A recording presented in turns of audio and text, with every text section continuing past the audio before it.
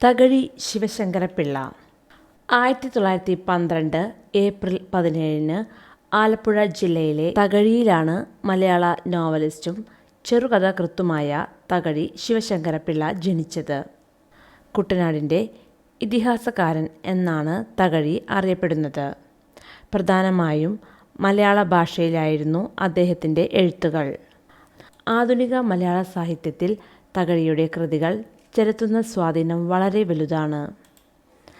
ശങ്കരക്കുറുപ്പിൻ്റെയും അരിപ്പുറത്ത് വീട്ടിൽ പാർവതി അമ്മയുടെയും മകനാണ് തകഴി. അച്ഛൻ്റെയും കിട്ടുവാശാൻ്റെയും സഹായത്തോടെ നിലത്തെഴുത്തു പഠിച്ചു. പിന്നീട് പ്രാഥമിക വിദ്യാഭ്യാസം സ്കൂളിലായിരുന്നു. ചെറുപ്പം മുതലേ തകഴിക്ക് വായനാശീലമുണ്ടായിരുന്നു. അടുത്തുള്ള പ്രാദേശിക ലൈബ്രറിയിൽ നിന്നും പുസ്തകങ്ങളെടുത്ത് തെരുവുവിളക്കിൻ്റെ സഹായത്തോടെ വായിക്കുമായിരുന്നു. ഉള്ളൂർ എസ് പരമേശ്വര അയ്യരുടെയും ചങ്ങമ്പുഴ കൃഷ്ണപിള്ളയുടെയും വള്ളത്തോൾ നാരായണ മേനോൻ്റെയും എഴുത്തുകളും കവിതകളും തകഴിയെ ആഴത്തിൽ സ്വാധീനിച്ചിരുന്നു. തകഴി അമ്പലപ്പുഴ കടപ്പുറം സ്കൂളിൽ നിന്നും 7ാം ക്ലാസ് പാസ്സായി. പിന്നീട് വൈക്കം ഹൈസ്കൂളിൽ ചേർന്നെങ്കിലും അവിടെ 9ാം ക്ലാസ്സിൽ തോറ്റതിനെ തുടർന്ന് കരുവാറ്റ സ്കൂളിലേക്ക് പഠനം മാറ്റി.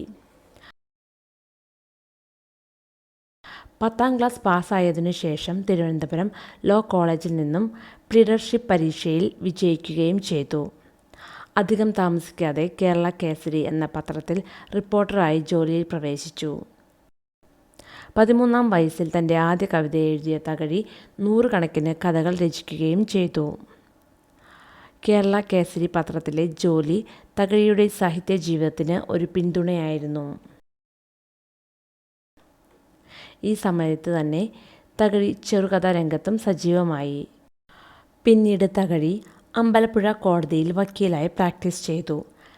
ചെമ്മീൻ എന്ന നോവലാണ് തകഴിയെ ആഗോള പ്രശസ്തിയിലേക്ക് നയിച്ചത്.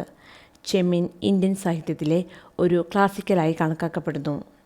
പിന്നീട് ഇദ്ദേഹത്തിൻ്റെ വെള്ളപ്പൊക്കത്തിൽ എന്ന കഥ മലയാളത്തിലെ എക്കാലത്തെയും മികച്ച കഥകളിൽ ഒന്നായി പരിഗണിക്കപ്പെട്ടു.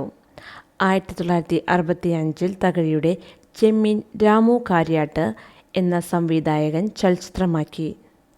തകഴിയുടെ ചെമ്മീൻ, കയർ, ഏണിപ്പടികൾ, രണ്ടിടങ്ങഴി എന്ന നോവലുകൾ ഒട്ടേറെ വിദേശ ഭാഷയിലേക്ക് വിവർത്തനം ചെയ്യപ്പെട്ടിട്ടുണ്ട്. തകഴി ഏകദേശം 39 നോവലുകളും 600-ൽ പരം ചെറുകഥകളും രചിച്ചിട്ടുണ്ട്. പ്രധാന കൃതികൾ: തോട്ടിയുടെ മകൻ, രണ്ടിടങ്ങഴി, തഹസിൽദാരുടെ അച്ഛൻ, ഏണിപ്പടികൾ, അനുഭവങ്ങൾ, പാളിച്ചകൾ, കയർ തുടങ്ങിയവയാണ്.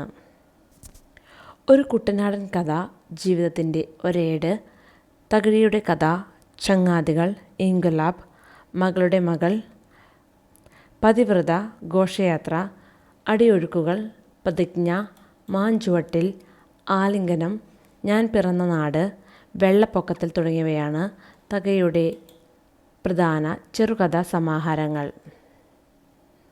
1984 കയർ എന്ന നോവലിന് ജ്ഞാനപീഠ പുരസ്കാരവും 1958 ചെമ്മീൻ എന്ന നോവലിന് കേന്ദ്ര സാഹിത്യ അക്കാദമി അവാർഡും 1965 ഏണിപ്പടികൾ എന്നതിന് കേരള സാഹിത്യ അക്കാദമി അവാർഡും 1985 ഭാരത സർക്കാർ നൽകിയ പത്മഭൂഷൺ ബഹുമതിയും ലഭിക്കുകയുണ്ടായി.